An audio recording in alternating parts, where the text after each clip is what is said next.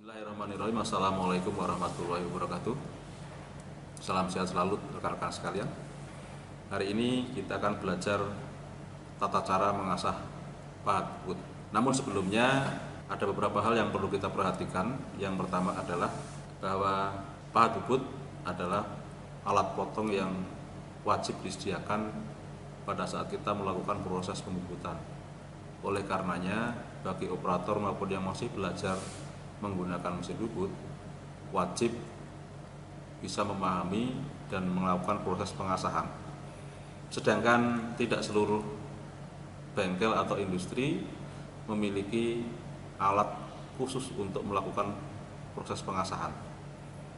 Sehingga skill operator ini sangat penting untuk melakukan proses pengasahan secara manual.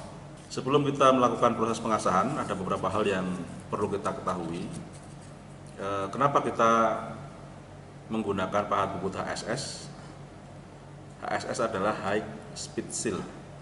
Artinya, pahat ini memang didesain untuk melakukan proses pemotongan pada kecepatan tinggi. HSS ini terbuat dari baja paduan khusus, baja karbon tinggi yang memiliki kandungan krom, kemudian vanadium, molybden, dan beberapa tipe tertentu itu mengandung sekian persen kobalt. Kandungan-kandungan tersebut digunakan untuk meningkatkan keuletan, ketahanan aus, ketahanan panas, dan ketajaman pahat itu sendiri. Ada beberapa jenis pahat, bahan pahat yang umum digunakan di industri maupun di proses pembubutan atau menggunakan mesin-mesin yang lain. Di antaranya adalah pahat dari jenis karbida, kemudian diamond, ada juga yang dari keramik. Namun untuk pembubutan secara umum, di mana yang kita kerjakan adalah baja maupun logam-logam lunak lainnya, itu umumnya orang menggunakan HSS. Karena memang ada beberapa kelebihan dari bahan pahat HSS, di antaranya adalah harganya yang relatif terjangkau. Kemudian bisa diasah sesuai dengan kebutuhan, cukup mudah untuk diasah, sehingga ini akan memudahkan pekerjaan operator. Di depan saya sudah ada beberapa jenis ukuran pahat HSS. Jadi pahat HSS itu umumnya dijual dalam bentuk batangan seperti ini. Ada beberapa tipe atau beberapa ukuran yang disediakan di pasaran, yang tersedia di pasaran. Ini yang sedang saya pegang adalah HSS dengan ukuran 3/8 kali 3/8 kali 4 inci. Ada juga yang berukuran lebih panjang, ini 6 inci, 3/8 kali 3/8 kali 6 inci. Kemudian ada juga yang ukurannya lebih besar, ini berukuran 1,5 inci kali 1,5 kali 4 inci. Kemudian ada juga yang berukuran lebih besar, misalnya 3/4 kali 6 inci. Nah, variasi ukuran ini tentunya disesuaikan dengan kebutuhan mesinnya masing-masing, karena setiap mesin memiliki ukuran dudukan pahat yang berbeda-beda. Kemudian bahan yang dikerjakan juga memiliki kekerasan yang berbeda-beda. Tentunya memerlukan ukuran pahat yang bervariasi. Baik, sebelum kita melakukan pengasahan, sekali lagi untuk menjaga keselamatan kerja kita harus menyediakan beberapa peralatan keselamatan kerja yang wajib digunakan. Yang pertama adalah kacamata, kemudian baju kerja, sepatu kerja, dan bila diperlukan kita menggunakan masker. Usahakan pada saat melakukan proses pengasahan atau penggerindaan alat potong, kita lakukan di luar ruangan atau di tempat yang memiliki sirkulasi udara yang memadai, sehingga debu atau tatal dari pemotongan pahat itu tidak mengganggu operator. Hari ini kita akan latihan melakukan pengasahan pahat bubut rata kiri. Kenapa saya pilih pahat bubut rata kiri? Karena memang pahat bubut rata kiri adalah pahat bubut yang paling banyak digunakan saat proses pembubutan. Nah, ada 3 bidang yang harus diperhatikan. Yang bagian depan ini disebut dengan sudut bebas muka.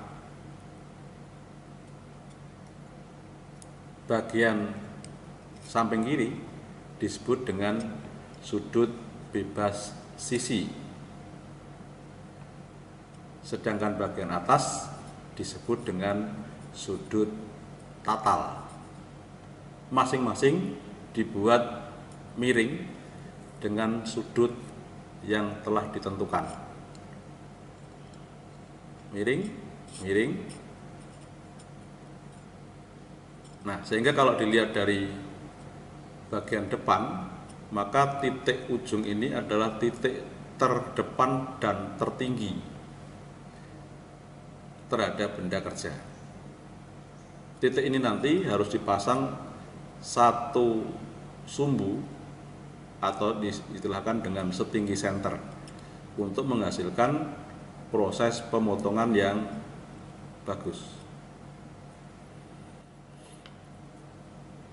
Pada ujung pahat yang sudah diasah ini ada beberapa bidang yang harus diperhatikan. Yang pertama adalah bagian ujung dari pahat. Karena semua bidang dipotong menyudut, membuat bentuk sudut, maka umumnya orang menyebut dengan bidang-bidang tersebut dengan diawali dengan kata sudut.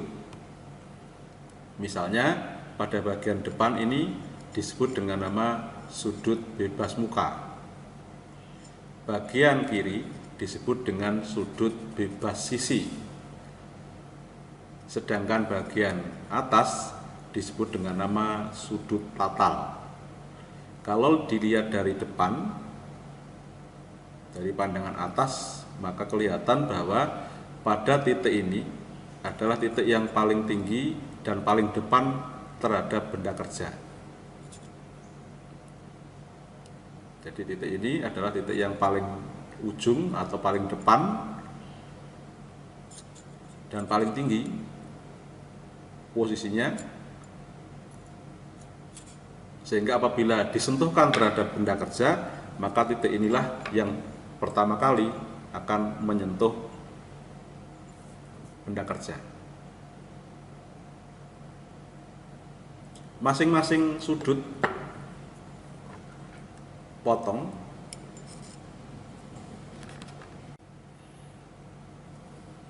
sedangkan pada bagian belakang ini sebetulnya dipotong sedikit untuk menghindari tabrakan antara pahat dengan senter kepala lepas saat dioperasikan, sehingga sudutnya ini tidak akan merusak senter kepala lepas, terutama untuk proses pembubutan benda-benda yang berukuran kecil.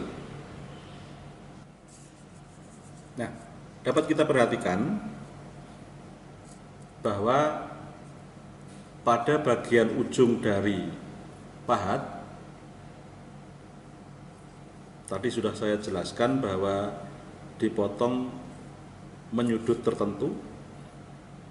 Pada bagian sisi samping atau kita sebut dengan nama sudut bebas sisi ini akan digerinda sebesar antara 12 sampai 15 derajat. Sedangkan pada bagian atas ini digerinda sebesar 12 sampai 15 derajat juga, yang kita sebut dengan sudut tatal tadi.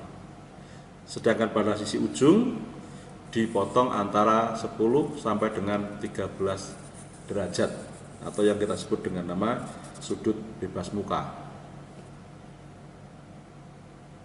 Besarnya sudut yang kita tentukan ini adalah berdasarkan pada tingkat kekerasan benda kerja yang akan kita bubut nantinya. Jangan lupa, semakin besar kita memotong sudutnya,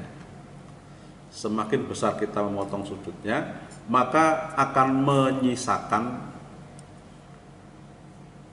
pahat yang semakin runcing. Jadi apabila sudut potongnya ini kita perbesar, maka pahatnya menjadi semakin runcing. Apabila pahat semakin runcing, maka volume pahatnya akan semakin kecil. Saya ulangi, apabila kita memotong sudut pahatnya ini terlalu besar, semakin besar, maka akan menyisakan bagian bidang pahat ini yang semakin runcing.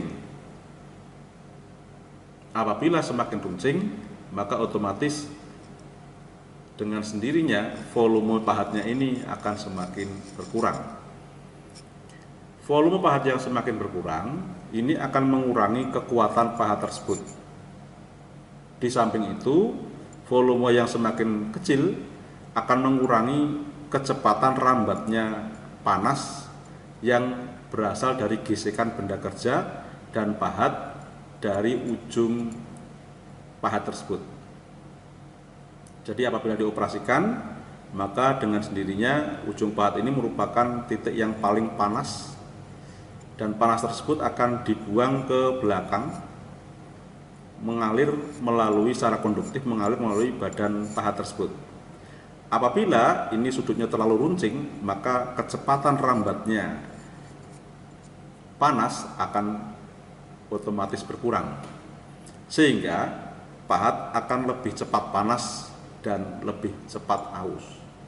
Maka harus diperhatikan kenapa di sini ada sudut antara 12 sampai 15 derajat, tentunya supaya kita sebagai operator bisa menyesuaikan dengan kebutuhan. Kebutuhan artinya disesuaikan dengan tingkat kekerasan objek yang akan dibubut. Dengan kata lain, semakin keras benda yang akan dibubut, maka sudutnya semakin kecil. Semakin lunak benda yang dibubut, maka dibuat sudutnya lebih besar. Dan jangan lupa, pada bagian ujung umumnya sedikit dibulatkan untuk menghasilkan kontur permukaan hasil bubutan yang lebih halus.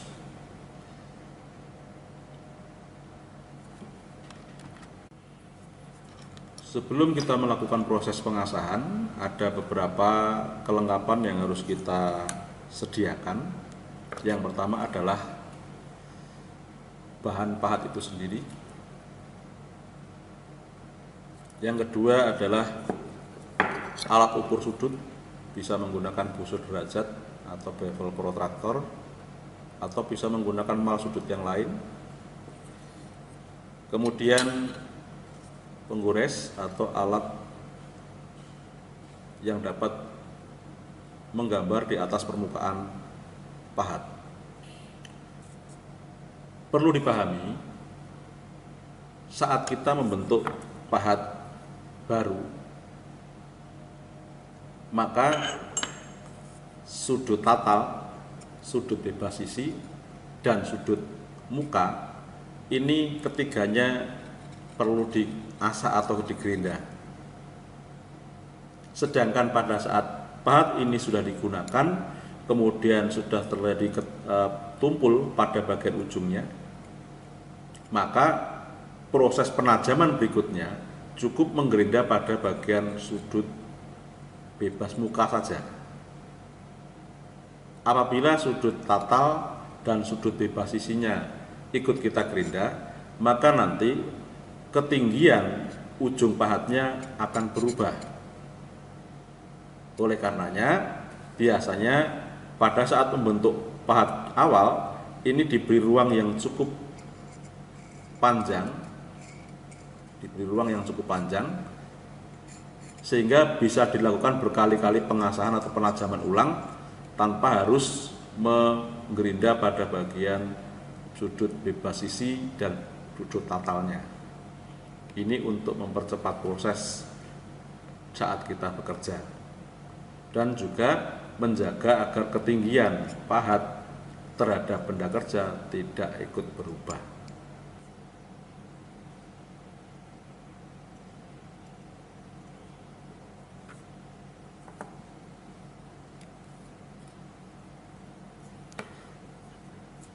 Untuk memudahkan proses penandaan, maka pada sisi-sisi yang akan dipotong menggunakan gerinda dapat dibantu dengan layup atau menggunakan spidol atau menggunakan cairan yang lain, cat misalkan. Ini hanya dilakukan saat kita masih belajar mengasah pahat.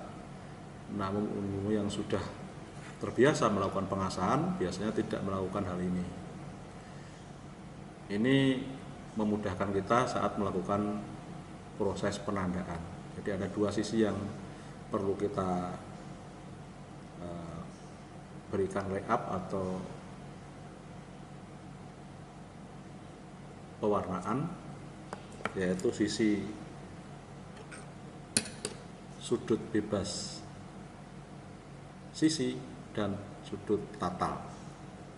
Sekali lagi, saat kita membeli pahat dari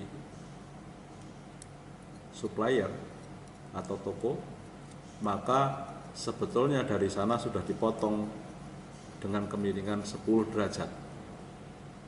Apabila nanti sisi muka ini masih kurang besar sudutnya, kita bisa melakukan penambahan penggerindaan.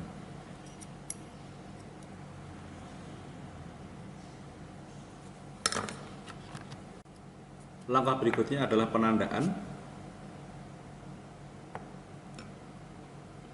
Jangan lupa kita akan membuat pahat rata kiri, yang artinya sudut sebelah pojok kiri depan ini adalah sudut makan dari pahat, sehingga nanti pemotongannya ke arah belakang. Ini sudutnya membesar, kita ukur mulai dari sini sebesar 12 derajat seperti tadi kita sepakati. Ini juga 12 derajat. Kita bisa melakukan penandaan pada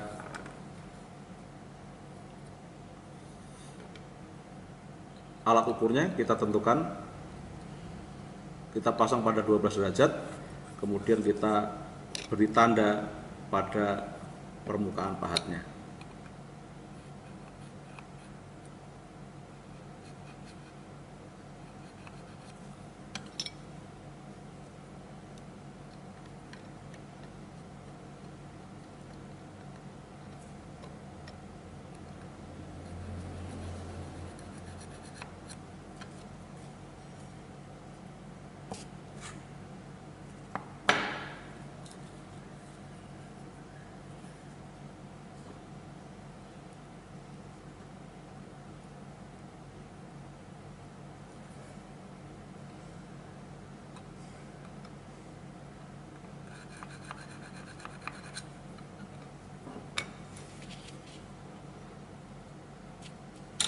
Sudah kita tandai,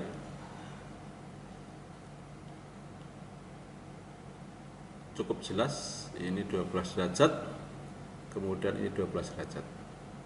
Selanjutnya kita siap untuk melakukan proses penggerindaan.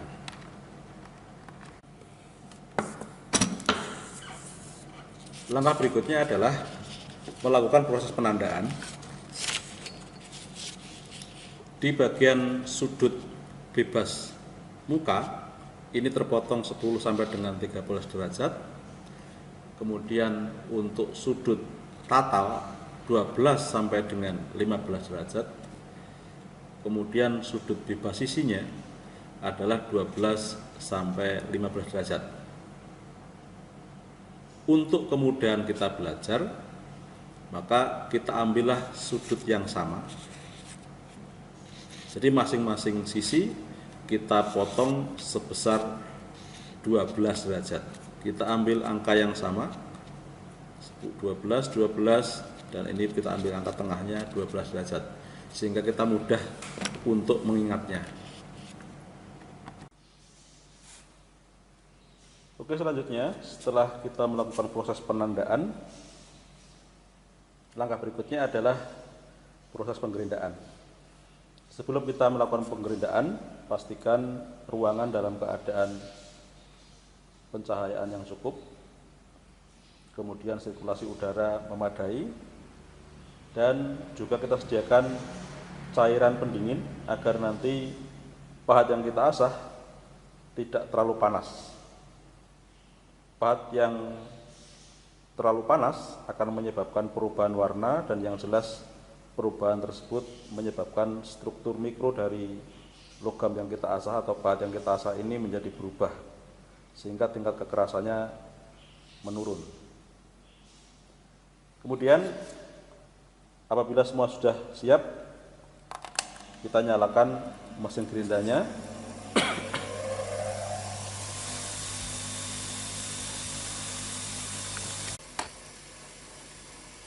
Langkah selanjutnya adalah proses penggerindaan. Perhatikan permukaan pada bagian bawah pahat ini harus selalu menempel pada permukaan landasan untuk menghindari getaran yang berlebihan pada pahat. Kemudian miringkan pahat sehingga sudut makan dari pahat itu terletak di bagian paling atas. Jadi sudut makan dari pahat ini terletak di bagian yang paling atas. Kemudian sedikit kita geser ke kiri sehingga sudut atau garis yang kita buat tadi ini sejajar dengan permukaan pahat. Geser ke kiri sedikit.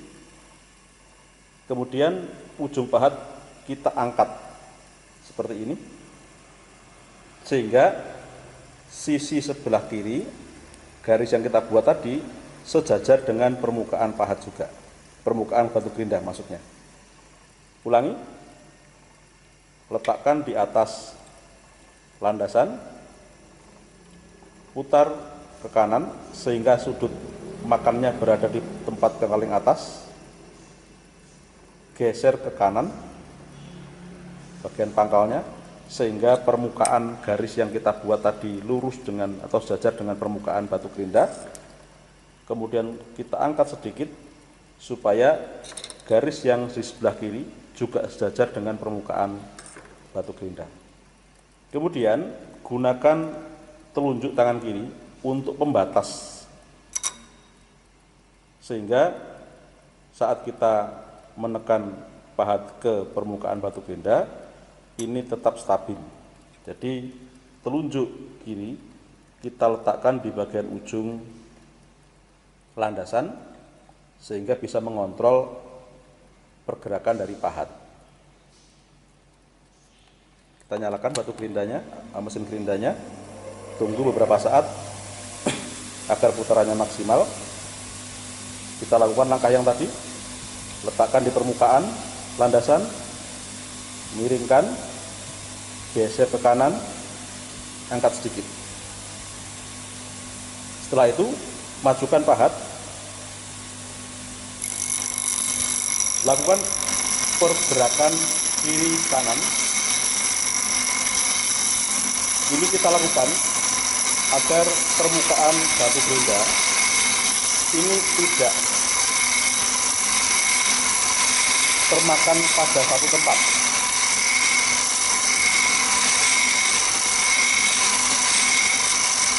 Nah, perlu diperhatikan apabila pada permukaan pahat yang kita asah ini ada percikan api pada sisi muka sini, maka artinya permukaan batu gerinda telah menyentuh pada bagian permukaan pahat. Atau dengan kata lain, apabila pada permukaan ini ada percikan bunga api, maka artinya penggerindaan sudah sampai ke permukaan tersebut. Kita lanjutkan.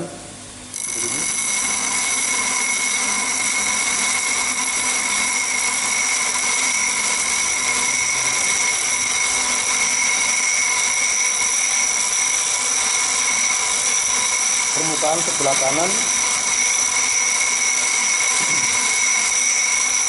tidak ada percikan bunga apinya, artinya penggeledahan sudah sampai pada permukaan tersebut. Demikian juga dengan sebelah kiri, sudah sampai pada ujung, artinya bagian ujung telah termakan sempurna.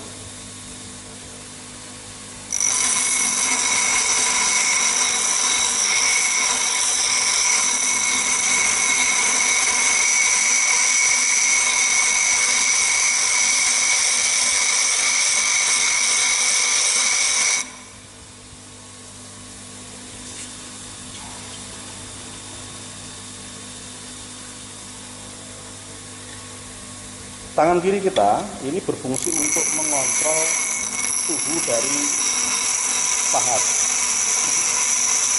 Apabila tangan kita merasakan pahat telah cukup panas, maka artinya sudah waktunya untuk dilakukan pendinginan atau pencelupan pada cairan pendingin.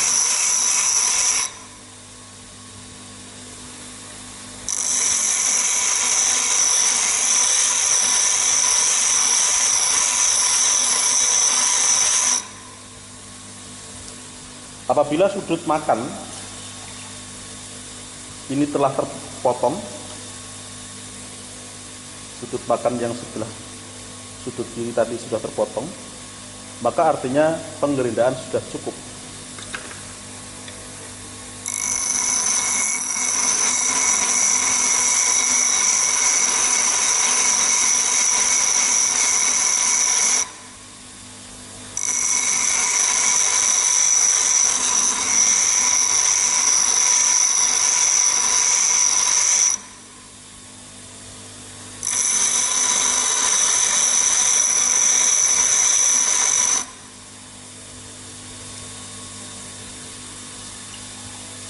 Untuk memastikan sudut telah terpotong dengan benar, kita bisa melakukan pemeriksaan terlebih dahulu 12 derajat seperti ini.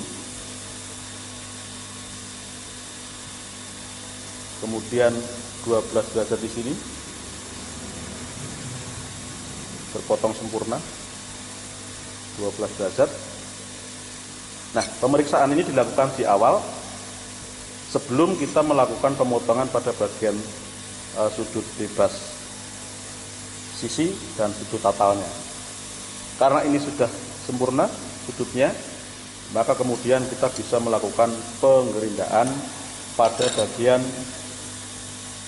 sudut bebas sisi dan sudut tatal.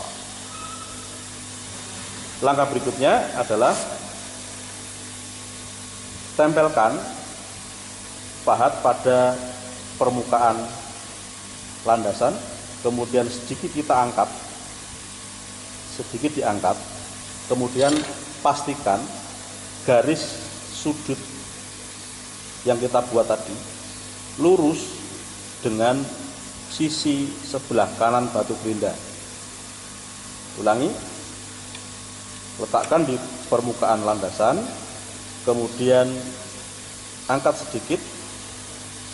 Nah, pastikan permukaan yang kita bentuk pertama tadi lurus atau sejajar dengan permukaan sisi kanan batu gerinda.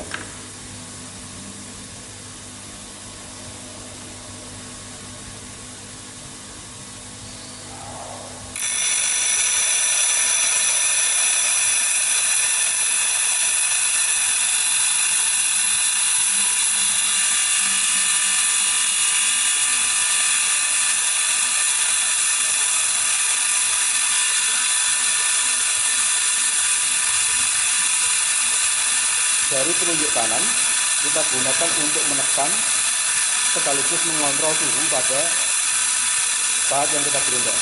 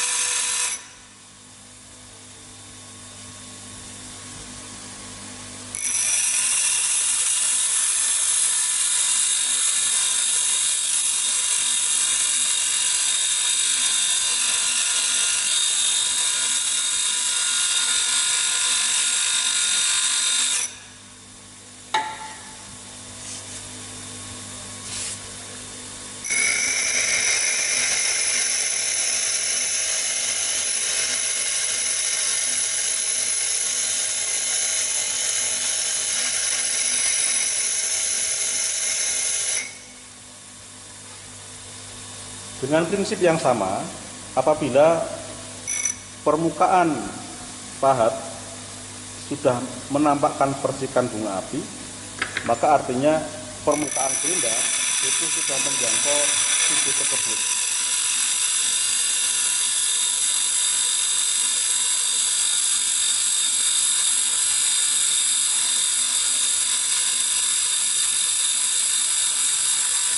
Sudah mulai ada percikan bunga api.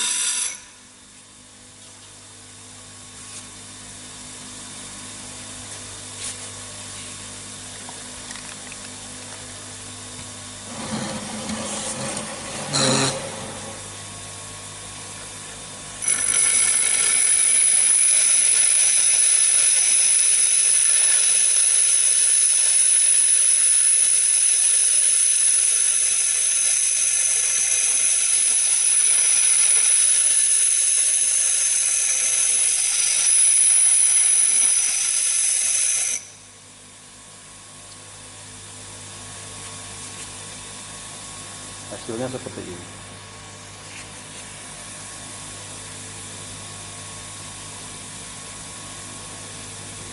Penggerindaan yang baik akan menghasilkan bekas guratan batu gerinda satu arah, sehingga secara estetika akan menampakkan bahwa pahat itu terasah dengan benar. Kemudian sisi yang berikutnya adalah sisi sudut fatal. Dengan cara yang sama seperti pada saat menggerinda sudut bebas sisi.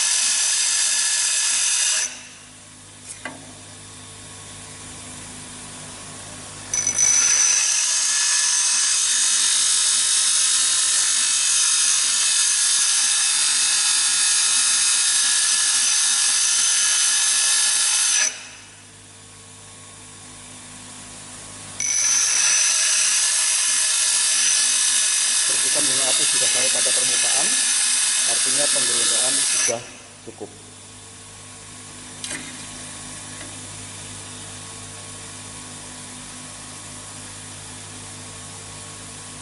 Nah, di beberapa jenis pahat jubut, apabila dikehendaki, pahat ini akan digunakan untuk melakukan pembubutan facing atau bubut rata muka, maka bagian ujung pahat sisi sebelah kiri atau sudut bebas sisinya tetap dipertahankan lurus.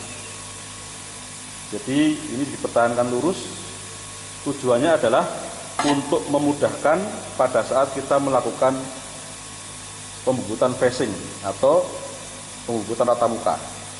Namun apabila ini hanya digunakan untuk melakukan pembubutan rata, maka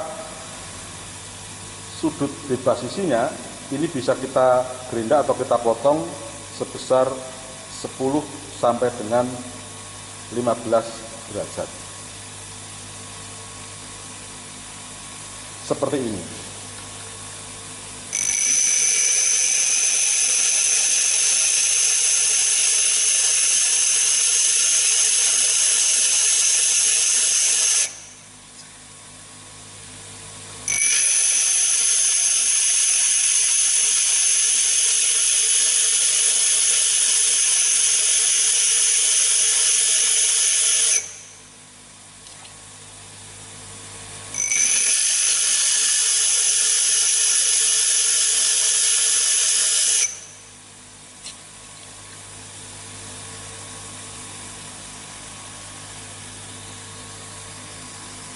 Jadi bagian ujung atau bagian sudut bebas sisinya bisa kita hilangkan sebesar 10-15 derajat. Kemudian pada sudut belakang kanan ini untuk menghindari tabrakan dengan senter kepala lepas, ini bisa dilakukan tempering, namun ini sebetulnya opsional, jadi tidak harus dilakukan.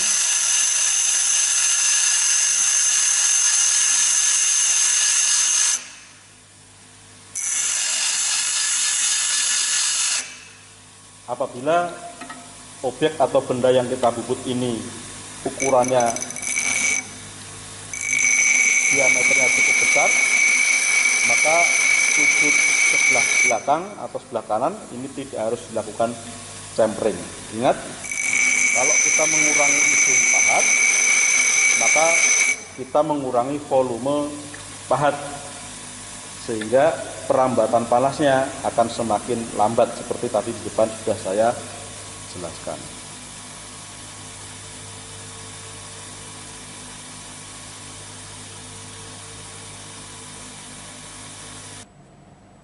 Sekali lagi, apabila pahat ini dikehendaki ingin digunakan juga untuk membubut facing atau rata muka, maka pada bagian sebelah kiri atau sudut bebas sisinya ini tidak harus dipotong atau tidak harus digerinda, atau dipertahankan tetap lurus seperti ini. Ini memudahkan operator untuk melakukan pembubutan facing atau rata muka, atau mungkin juga untuk chambering tetap lurus seperti ini. Alhamdulillahirabbil alamin, hari ini kita telah sama-sama belajar tentang bagaimana cara praktis melakukan penggerindaan pahat bubut rata kiri. Mudah-mudahan video singkat ini bermanfaat untuk kita sama-sama belajar. Kita akan bertemu lagi pada video berikutnya. Saya tutup, sekian. Assalamualaikum warahmatullahi wabarakatuh.